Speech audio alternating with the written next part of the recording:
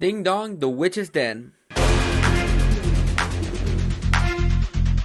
What's going on, everybody? A new episode of 1923 has finally dropped today, and I am going to be getting into spoilers with this episode because there are a couple of things that I wanted to talk about, some things that actually took a little bit of a step back for me, but we're going to be getting into spoiler territory with this. So if you have not checked out the episode just yet, go ahead and check it out and then come back and we can discuss it together as a group. So in this episode, we're picking up where the last episode ended, with Kara cleaning up the blood from Jacob's wound, and this is where the show kind of almost lost me a little bit, because the whole premise of the show is not only just setting up a prequel in the Yellowstone universe, but it's also sold as a driving vehicle for Harrison Ford and Helen Mirren. If they had killed Jacob in this episode, I think this is where the show would have lost me, because I came for both Helen Mirren and Harrison Ford, aside from the fact that it's part of the Yellowstone universe.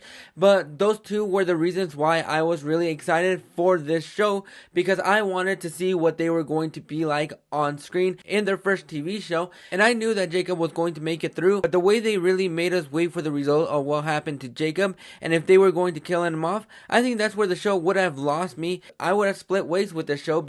If you lose one of the driving vehicles for this show, then what's the point of me actually watching this show? That is where it's going to be losing all of my interest. And even though I really enjoy Helen Mirren in this show, it's both of those two actors that I'm really looking forward to. I'm glad that they didn't kill him off, and just the way that this episode wrapped up, which I'm going to be getting into, I'm really excited to see what this show looks moving forward.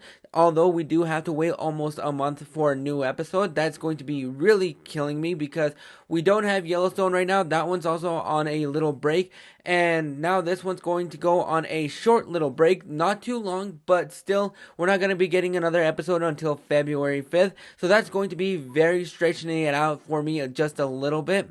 Kara then goes into town to make a plea on Jacob's behalf to make a police force due to the events that happened prior, and when Banner confronts Kara outside of the town hall, and just the way that confrontation happened, and Kara just giving Banner that warning that she has another nephew, just the look on his face of what the fuck are you talking about, just had a very satisfying look. It was the biggest boss bitch move that Kara made on this show, and it just left me happy and satisfied that this dumb fuck has what's coming to him, and I am very, very excited to see justice being prevailed. But not only was that the only thing satisfying in this episode, we finally get into the death of Sister Mary, a character that I have been hating ever since the show started. The way that her story wrapped up and just her death was just very satisfying, because I'm not gonna lie, when this storyline came back into play after being missing last week, I was a little turned off, and I was just moaning and groaning throughout the entire thing,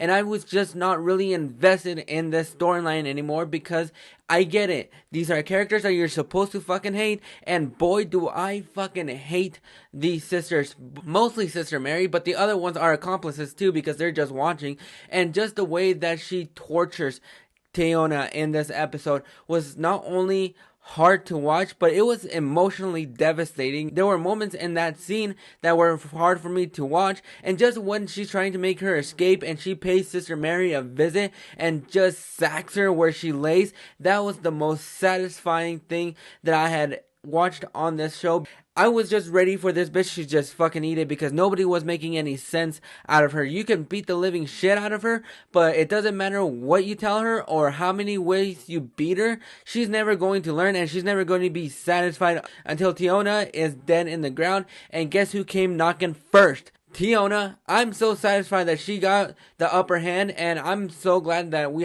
don't have to deal with that bitch anymore. But I am really curious to see what's going to be moving forward with Tiona, what her story is going to be moving forward now that she's out of the school and probably on the run hiding. Hopefully her auntie is able to find her and give her some safe haven, or she lands with the Duttons. I hope that there is a happy ending for this character. But then moving on to the last little bit is the relationship between Spencer and Elizabeth. Even though I have been enjoying that relationship so far, this is actually the first time that I've actually thought it was just a bit of a slow burn, and it kind of halted the episode to a standstill every single time that we were brought back to them, mostly because it was just everything that we've already seen before. It's more of I love you, I want to be with you, I want to go anywhere you go, I want to learn more about you. I really enjoyed that relationship, but I need just a little bit more than the I love yous and I want to be with you. I need a little bit more between these characters, and it was just leading up to Spencer finally getting the letters from Kara. The biggest mic drop that we had was the fact that it took 3 months for these letters to arrive. Now moving forward, once we come back from this little break, we're going to be moving 3 months ahead, and I'm really curious to see how this show is going to look moving forward. I'm really curious to see what the outcome is, how long it's going to take him to get back into town, because if it took them 3 months to get the letters out to him, it's going to take him probably another 3 months to get back in town. So I'm still on board with the show. I'm still enjoying it, although this was more on the level of episode 2. I still enjoyed it to its fullest potential. So far, it has not lost me, and I'm very curious to see where they're going to be taking this show coming back from the break. But what are your guys' thoughts on this episode of 1923?